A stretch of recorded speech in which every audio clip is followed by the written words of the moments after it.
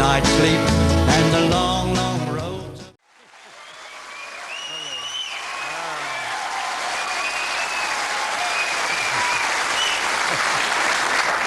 Slim, your songs over 60 years now have captured the pride of this nation. We'd like to start tonight's show with a message from the Australian Prime Minister, John Howard. Thank you. Slim, if ever anybody qualified for the description of national treasure, you do. You have many memorable songs. I don't think any more memorable than the immortal Pub With No Beer, which sold more than 5 million copies. Well done, Slim. Most importantly, on behalf of the grateful nation, thank you for what you've given us.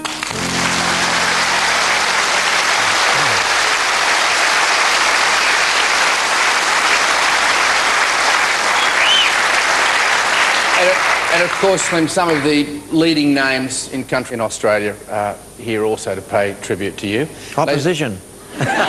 Well, yeah, No. Opposition, but great mates. Great mates, absolutely. Ladies and gentlemen, would you please welcome, first of all, Mr. John Williamson. Oh, great. Graham Potter. Hello, you old bastard. Good to see you. Adam Brand. Another bastard. And Becky Cole. I love you, mate. You got some. Come down. Come down, Becky, come down, please. Join us down here.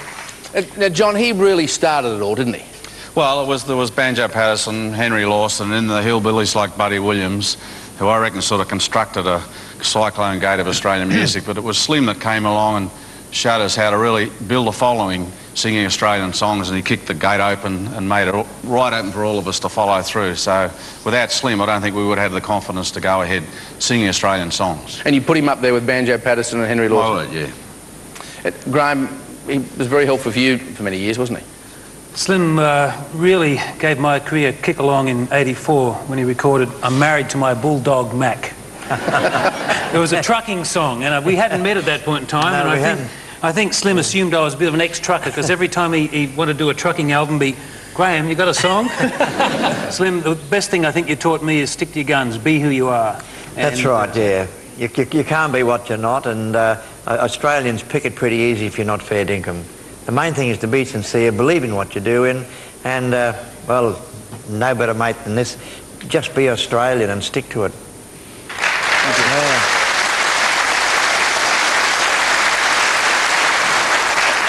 Adam, tell us how you met Slim. It was at an industry luncheon, and I remember nervously waiting to meet Slim Dusty, and I had my hand outreached to shake your hand, and you brushed my hand aside, threw your arms around me and gave me a big hug and told me you were proud of me. That's right. And that's a moment I'll never forget as long as I live. Good. You're doing a good job. Keep up the good work.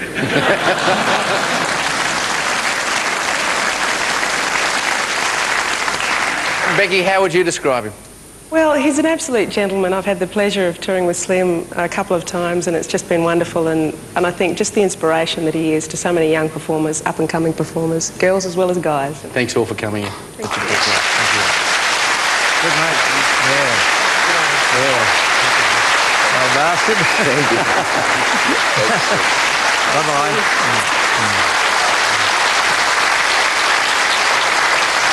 And straight after the break, we begin the life and times of Slim Dusty.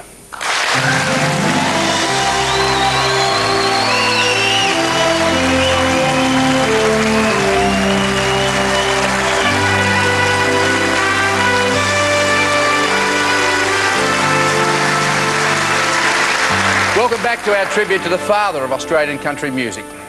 Slim, you're actually born David Gordon Kirkpatrick on the 13th of June 1927 in Kempsey, northern New South Wales. You're the youngest of 6 to Mary and David. When you're 3, the family moves to a farm at Nulla Creek. Now, it's a solitary life for a young boy, and you develop this agonising shyness. At 7, you begin school, but despise it. In fact, you use every trick in the book to avoid it. Is that true? That's right. I found him hiding behind a chook house once. It's your sister, Kathleen.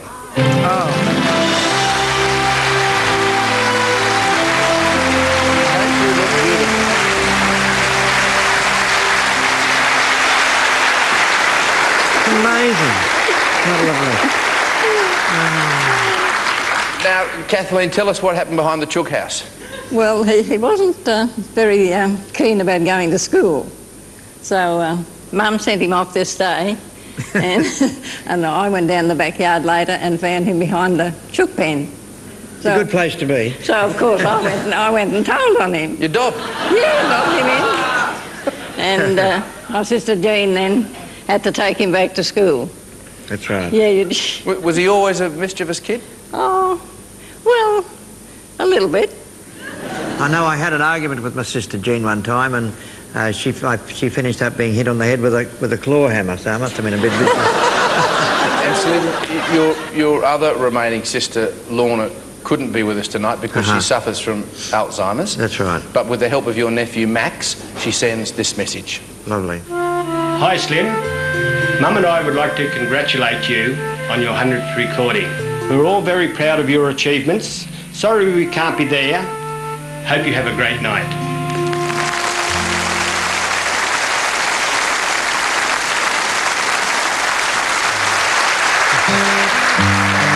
Well, Slim, about the only thing you do enjoy at school is singing. And ironically, you love performing solo. Your shyness completely disappears when you're in front of an audience. And it's now you start to dream of becoming a recording star. So at the age of 11, you change your name to Slim Dusty. Why Slim Dusty? Maybe Dusty representing the dusty outback of Australia, but there's one thing I'm lucky, that the name Slim Dusty does stand out in print, so that's good publicity.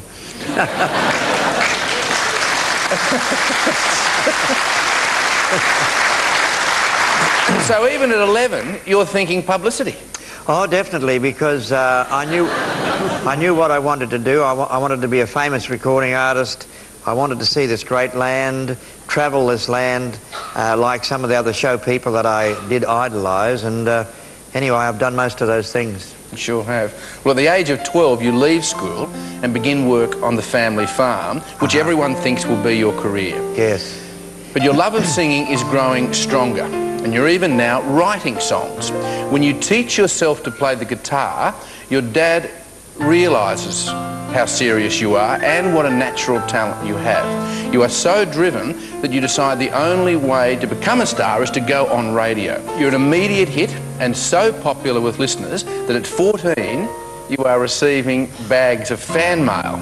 At 15, your father takes you to Sydney to audition for the manager of Regal Zonophone Records. But you're devastated when he tells you to go away and concentrate more on your singing and on songwriting skills. Yeah. What was your reaction to that? Well,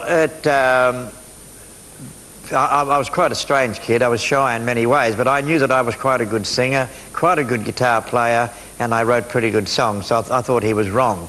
But... Fair enough.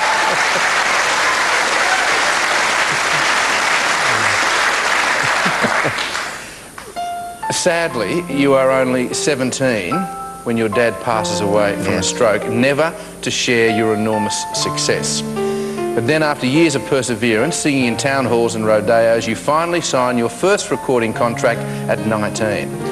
And your nephew, Philip Partridge, is sort of there to share that moment with you, and here he is. Oh, that's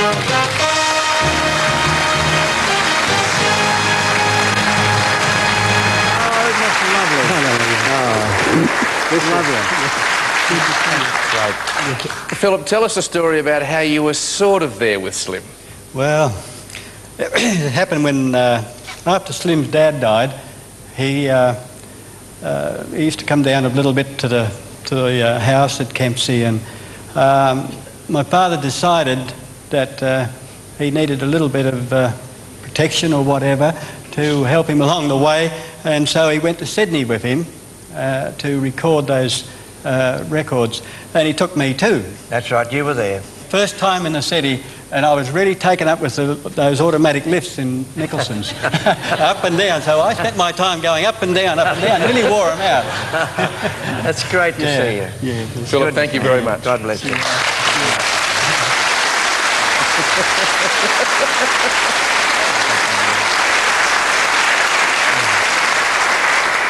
Slim, the first song you commercially record is also one you write. It's called When the Rain Tumbles Down in July. And we'd be very grateful if you would take us to the commercial break, please, with a few bars of When the Rain Tumbles Down in July. Would you mind? Ladies and gentlemen, Slim Dusty.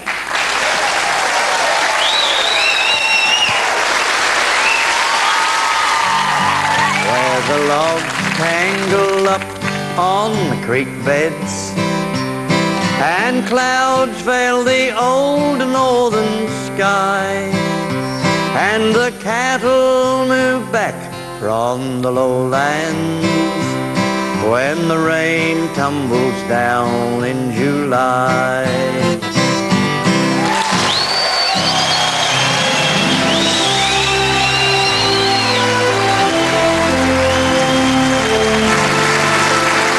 Welcome back as we celebrate the life of country music singer Slim Dusty. Slim, you're 23 in 1950 when your life changes forever as you're introduced to the McKean sisters. They're a well-known singing duo who at first are not particularly impressed with you, are they? Not really. Would you like to tell us why? Well, actually, my old friend Shorty Ranger and I were terrorising Sydney as we reckoned we were. And we were pretty sweet, and we were chasing a couple of Queensland girls, and the McKean sisters weren't impressed the way we were doing it. Well, despite that, you begin travelling and performing together. Oh, yes. And it's not long before you fall in love with one of them. Well, I told Slim he wasn't good enough for my sister. It's Slim's wife, Joy, and sister-in-law, Heather.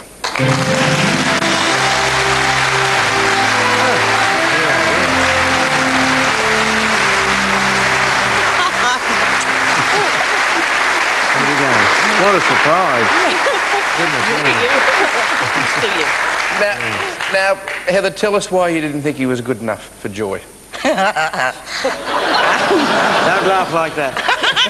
Well, I mean, I could tell you a lot of things, but no, in those days, Joy and I did a lot of work together. We were very, very close, and being so close, I didn't like the idea of somebody coming around and sort of making eyes at her and taking her off. I wasn't real happy about that. But you did change your mind, didn't you? One thing happened that did change my mind. Joy's shoe broke, and in those days none of us earned very much money, as you know, and so we were sort of all trying to work out how, because they were expensive shoes. So his lordship over here, he came to the party and said, I'll do this, I'll do that, I'll do something else. And I thought, well, he's not such a bad bloke after all. If he'll help out to do that. Fix the shoes. And Joy, after Slim proposed to you, you actually accepted his proposal without knowing his name. Is that true? Yes, that is true. Fell in love with him, and actually we became engaged to be married. And my mother said to me, but darling, that's not his real name, is it? What is his real name? And I sort of looked at my mother and said, I don't know. And she saw you as being Mrs. Dusty. Well, she is Mrs. Dusty. She is Mrs. Dusty. She is Mrs. Dusty.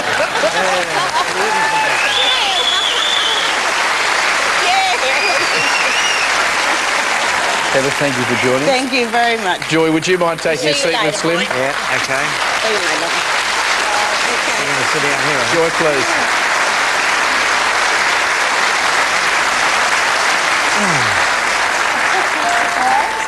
Now, you guys marry in 1951 while Slim's working full-time as a plasterer to help make ends meet. At 27, you and Joy launch your first Slim Dusty travelling show.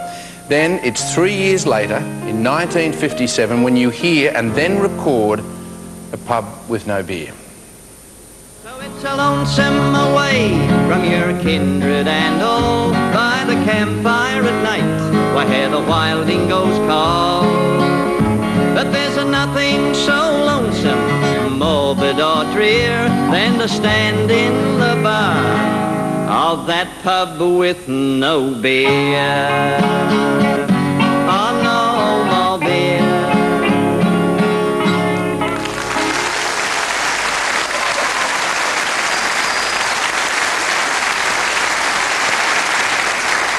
Now, despite most city radio stations refusing to play anything remotely country, it still sells 30,000 copies around the country. But then a young disc jockey arrives in Sydney and begins playing it all the time. His name is Bob Rogers, and he sends you this. I was the new small frog in a big pond, and I needed something different to attract attention to my radio show. I mean, anybody could pick Elvis Presley or the Everly Brothers in those days, or Connie Francis, one hit after another. I wanted something that would stand out. And I remembered a pub with no beer that was attracting attention when I left Brisbane, and I started to play it. As they say, the rest is history for both you and for me as the disc jockey. So I have a lot to thank you for. And we're still in there, old fella. I'm sorry I can't be with you tonight, but I know it's a wonderful occasion to you and all your family. Congratulations, and the very best for the years to come.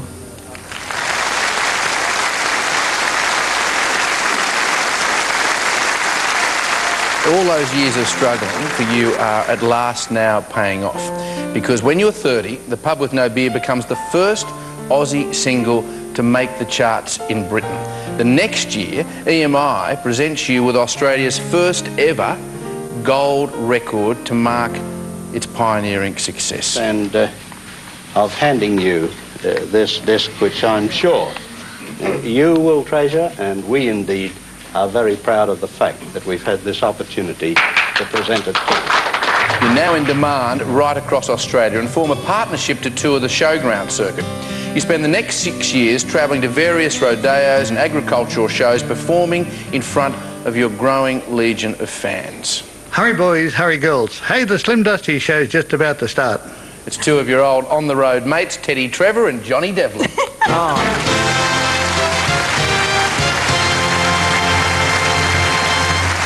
it's incredible. There you are, mate.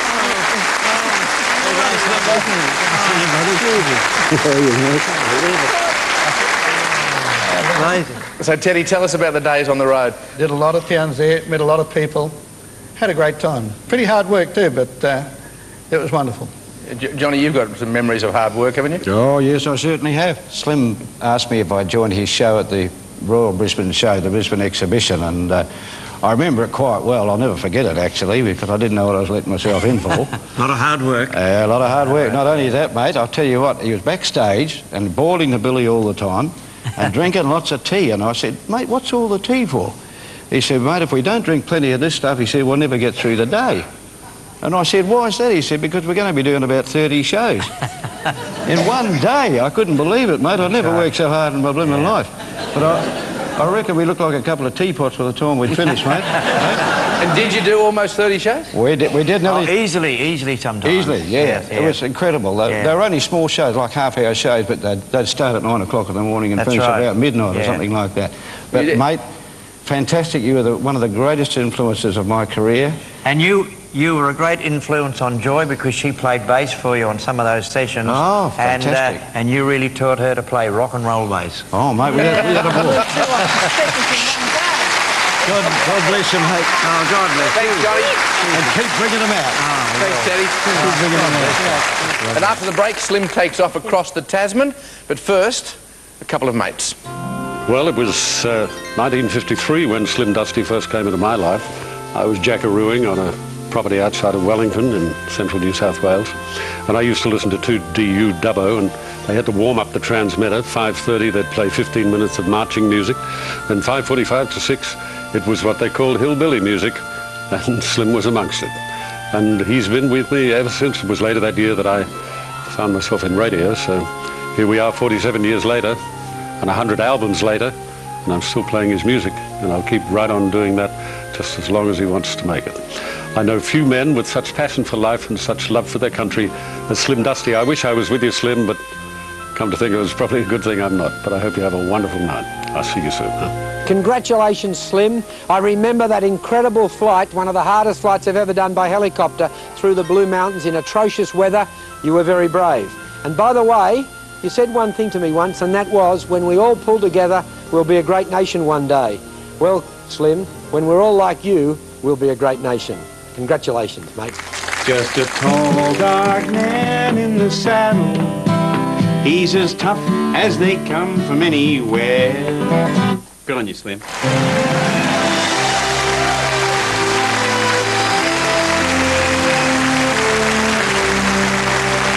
Question the album of his career. Slim Dusty, looking forward, looking back. Looking forward, looking back. Out now.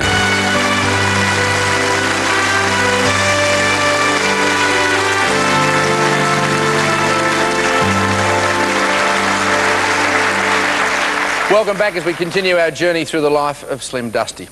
Slim, it's 1969, you're 42 and head for New Zealand, where you meet and link up with the Hamilton County Bluegrass Band. And it's not only the beginning of a business association, but a lifelong friendship as well. The following year, you're awarded the MBE. And it's a proud moment that you cannot wait to tell your mum about.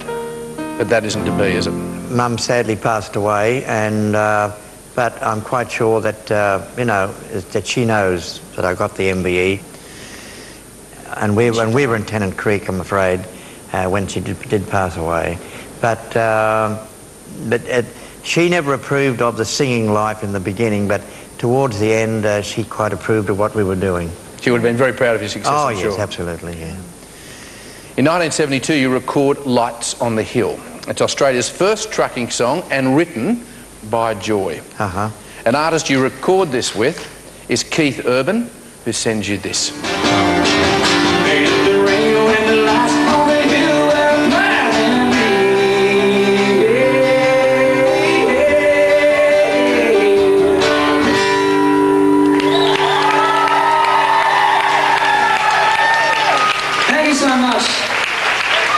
Slim, I just want to say a quick hello to you and want to wish you all the best, but this is your life, mate. This is an awesome time for you. I got to tell you that as a young guy in Australia, about 9 years of age, I remember standing in line for about an hour and a half waiting to get your autograph on a sheet music of the song called Lights on the Hill, which we just did. And it was an awesome thing to be able to duet with you on that song many years later. So we've got one quick thing we want all my very close personal friends here in Nashville to say to you. On the count of three, ready? 1, 2, 3. Good on you, Slim. All the best, mate.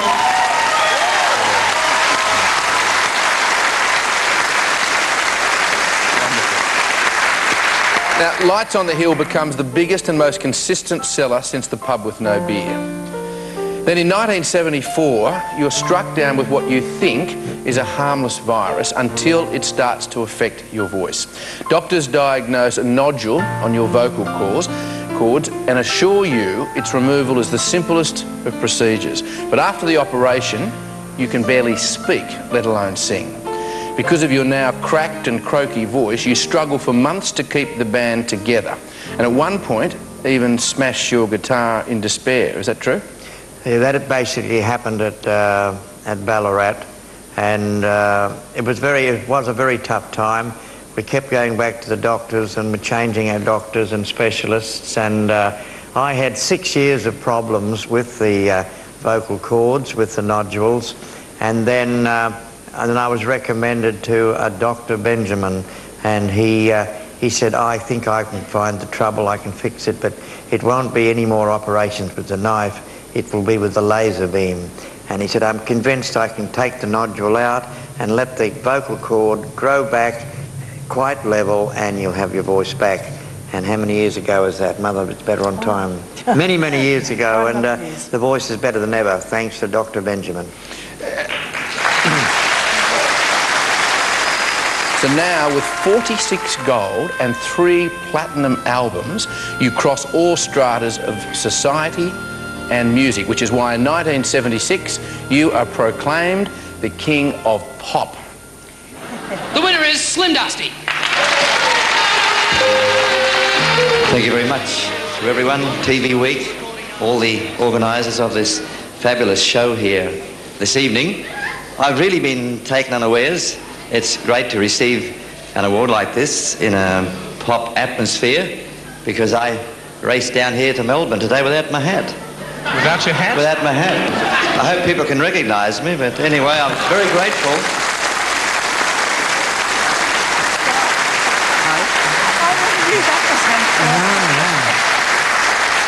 At least you weren't dressed like the bloke standing behind you. In 1980, you record another drinking song. This one is called Duncan. And this catchy little tune once again puts you at the top of the charts. And just this year, you record it again with a certain children's group. Well, we love to have a dance with Dusty. Well, we love to have a dance with Slim. He can do all kinds of dances, and nobody dances better than him. He'll dance in the town and the country where the atmosphere is great. We love to have a dance with Dusty. Slim Dusty's our mate.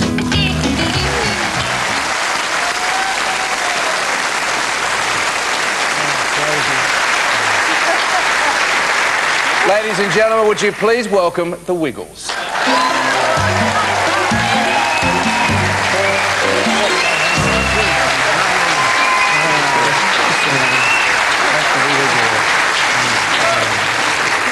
Anthony, if we could ask you, how did it all come about? We've just been great fans of Slim. We travel around the world and we always get homesick, and I've been bugging the guys for years with Slim Dusty tapes. Middleton's rouseabout in the middle of nowhere in America, and it's been really good. We did the song together, and they've been playing it on the television a bit, and the other day at a show we brought out Dorothy the dinosaur, Wags the dog and everybody, and there's this little boy, everyone was excited, said this little boy put his hands up and he said, "Where's Slim Dusty?" Which is great. I'll get his autograph. You're catching on. You've got another 50 years. Exactly. That's the 4th or 5th generation. Yeah, it would be. Yeah. Guys, thanks very much for coming. Thank you. Really appreciate it. God bless you.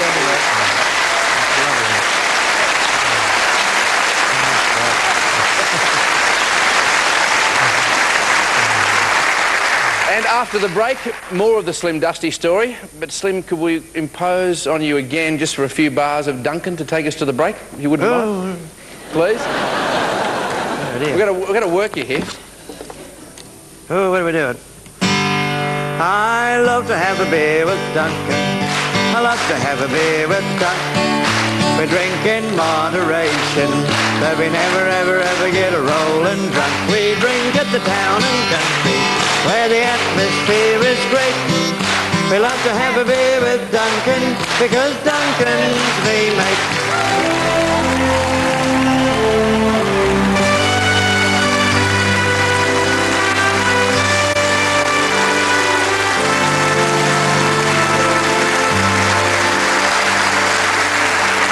Welcome back to This Is Your Life and Mr. Slim Dusty. Your comeback in 1984 is via the Slim Dusty movie. Yes, and every day's a Sunday, if you catch him there on Monday, on the plains of Pepperminati, where the Ormond River flows. It wasn't bad. The Aboriginal people of Pepperminati feature in that film, and they always hold a special place in your heart. And tonight, they send you this message.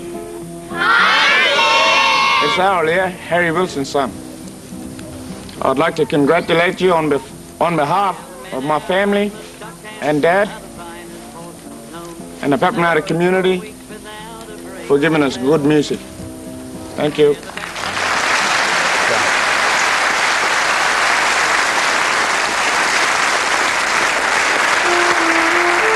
Slim, throughout all these years of doubt over your throat, your children are never very far away. And Slim, nor are they tonight. Ladies and gentlemen, would you please welcome the whole Kirkpatrick family.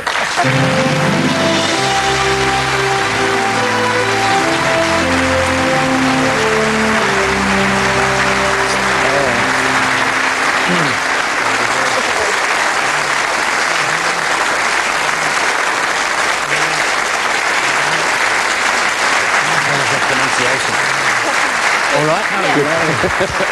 Hi, Jim. How are you? Good to see you. Good, mate. Anne, if I could start with you. You actually followed in your dad's footsteps, didn't you? Well, yes, I learnt the ropes in the family show from a pretty early age. And in fact, my first job when I was about 10 or 11 was to carry the gold 78 across the stage as Dad was being introduced. That was my big job. Then I progressed to one song in Dad's bracket, then 2 songs. I finally got my own spot, and then I went on to make some solo albums later on. So, yeah, I've had a great time. Yeah. We'll be doing 101 next. Oh, okay, right. So he says. And David, you've got a particularly funny story on the road about your mum, haven't you? Well, there's quite a few that they torture me with, but this is a particularly good one in that in those days, like we would travel for a long time and growing up on the road, and we would often be a couple of days between shows. We'd actually stop and we'd be able to shoot wild game, whether it be pigs or whatever. But this particular time was some wild pigeons, are particularly nice. Very juicy. Anyway, there we were travelling off, and me thought I was doing the right thing, and Dad was driving and Mum was having a sleep in the back of the car, so I thought I'd sit in the front and do the right thing and pluck these dutifully, throwing out handfuls of blood and feathers out my side window, totally oblivious to the fact that Mum had her back window down, and so everything was coming in on her face. And sound asleep. And sound asleep. But when she did wake up, she woke up loudly. Now, Kate, as Slim's granddaughter, you've actually performed with your pa, haven't you? Yeah, that's right. I think I was only 6 years old, and we sort of went into this studio, sat down and just very casually recorded G'day, G'day. And yeah, I mean, it was just a lot of fun for me as a 6-year-old. And we actually happen to have that footage of you at age 6 singing with Pa.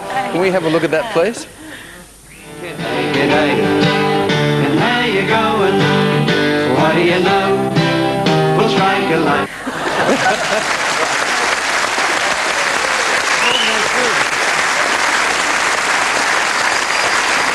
Thank you, everybody. Thanks for coming in. Thank you.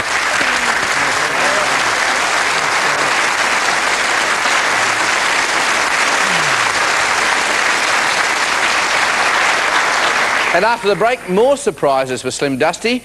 But Slim, first, some messages from your country mates. And the biggest disappointment in the world was me. And you, Slim. I'm really sorry that I couldn't be there for you tonight. Just fantastic to be able to pay homage to someone so great. First time I met you was in the Kimberleys. It was fantastic since then, and I'm very proud to call you mate. Hope you have a great night. See you next time. Sorry I can't be there, Slim. I'm in London at the moment. But I just wanted to say how much your music influenced my life. My dad brought me up listening to you on the Nullarbor, and it inspired my family to travel Australia playing country music. Congratulations to you and Joy on everything you've achieved. You're not only an inspiration to me, but the whole of Australia. Hi Slim. You know what I love about you is the way you continue the tradition of Australian country music while still embracing the new and encouraging young artists. Thank you so much for everything you've done for the Australian country music industry, and congratulations. Slim, I was supposed to come here and say something nice about you, and I couldn't think of anything. So Miss Dixie, my wife, and I got together and wrote you a song. See if you like this one. So here's to you, Slim Dusty, as we raise a glass. A best for the future and thanks for the past. We love you, Slim Dusty. Enjoy your wife. We're glad to sing to you, Slim.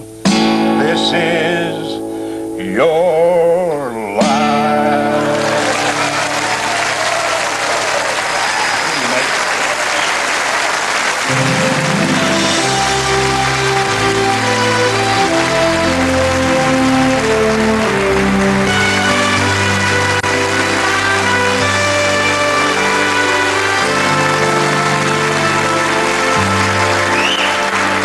Welcome back as we pay tribute to the king of country music, Slim Dusty. Slim, it's 1992 and country music is now an industry and you are its pioneer. Now there's an American country music icon who's suffering from Parkinson's disease. So we never see him and rarely hear from him these days. But he insisted on sending you this telephone message. Ladies and gentlemen, Johnny Cash. Hi, Slim Dusty. This is Johnny Cash, calling from Tennessee. How you doing? Well, I know it's a great night for you, and I'm proud that I can be there, by voice at least, to share part of it with you. I congratulate you on the release of your 100th album, and I reflect back on the times that we were privileged to work together, and the times our lives passed, and that seems like 100 years ago. Maybe it was just about 30, though. Well, have a great night, Slim. I'm proud of you, and I look forward to seeing you soon.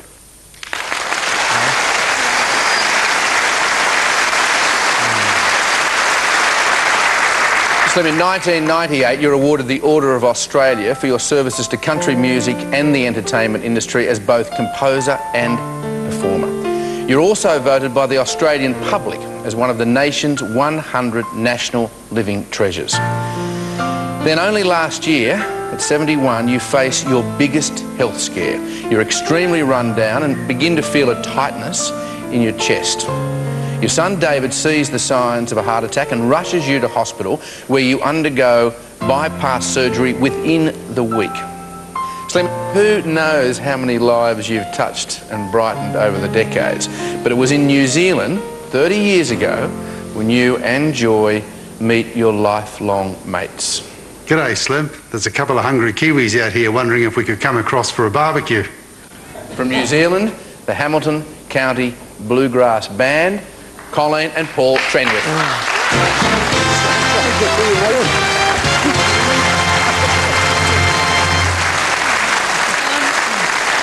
Congratulations, Slim. We're so proud of you. It's so cool to be here.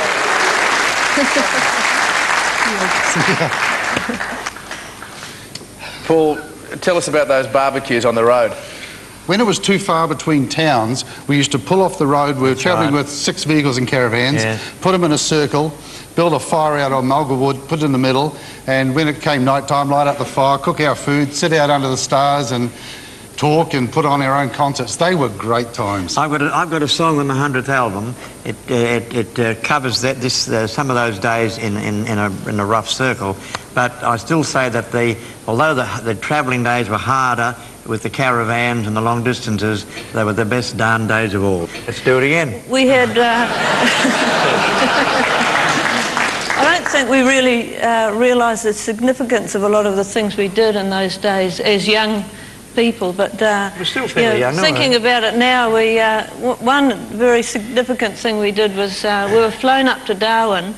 I think Slim and Joy, Paul and I, and might have been Anne and Colin, right after Cyclone Tracy. To put on a morale boosting concert up there, and it was a very moving time, and Darwin was just devastated, and you know, Slim and Joy, we've learnt from them to be very determined and strong in all situations, and I know that the people in Darwin at that time were strengthened and comforted tremendously by this man's voice and by his positive songs. You're an amazing man, Slim. Thank you. We love you.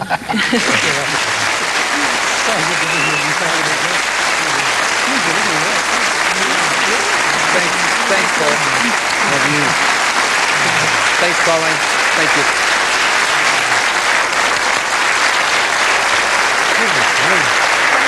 Now don't go away, because after the break, a special musical finale, courtesy of Slim Dusty.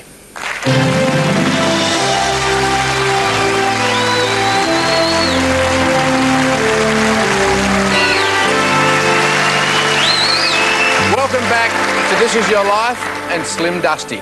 Well, Slim, here we are tonight celebrating your 100th album. Congratulations. Thank you. Congratulations. 3 generations of Australians have now come to follow and respect you. And not only as a singer, songwriter and historian, but in every sense, a true blue Aussie and gentleman. You are someone this country will never forget. And in true Slim style, we would ask you, your friends, the band, if you wouldn't mind taking us out with tonight's show with Joy's song that she wrote. And we'd be very grateful if you'd all sing Lights on the Hill. Ladies and gentlemen, Slim Dusty. Let's go!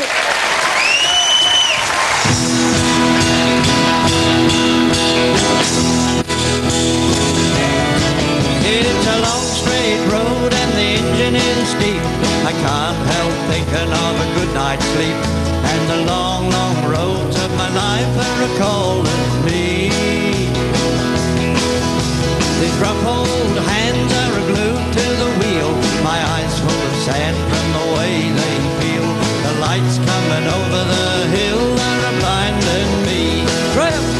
Oh! It's a long, tough haul way down south. Man's gotta find a little breath for his mouth.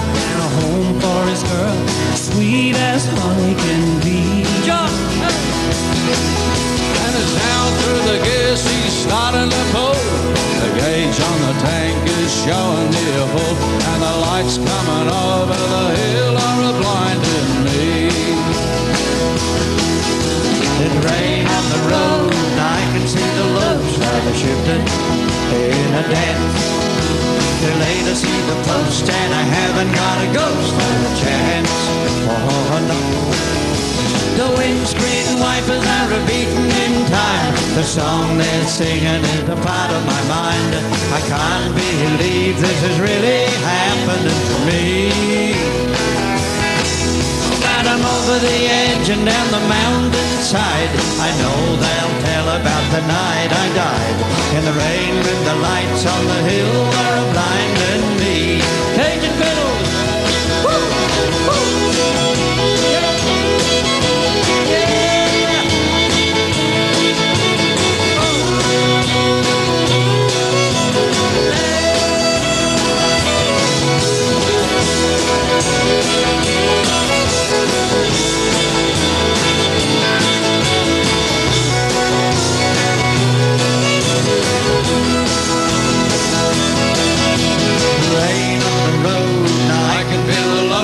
Shifted in a dance.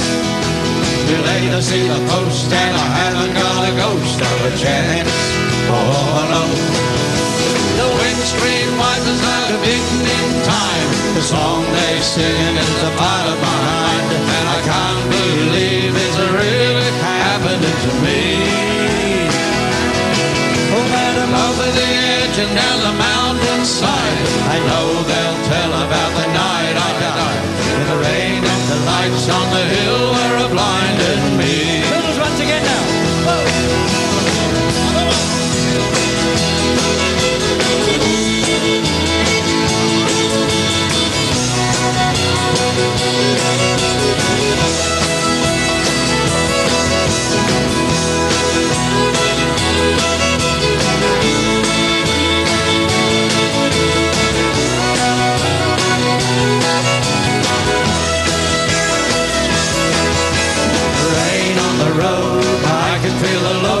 Shifted in a dance. Too late to see the post, and I haven't got a ghost of a chance. Oh no. The windscreen wipers are beating in time. The song they're singing is a part of my mind. I can't believe this is really happening to me. Oh, but I'm over the edge and down the mountainside. I know they'll tell about the night I died in the rain when the lights on the hill were blinding me. In the rain when the lights on the hill were blinding me. Thank you. Good night. God bless. God bless Australia.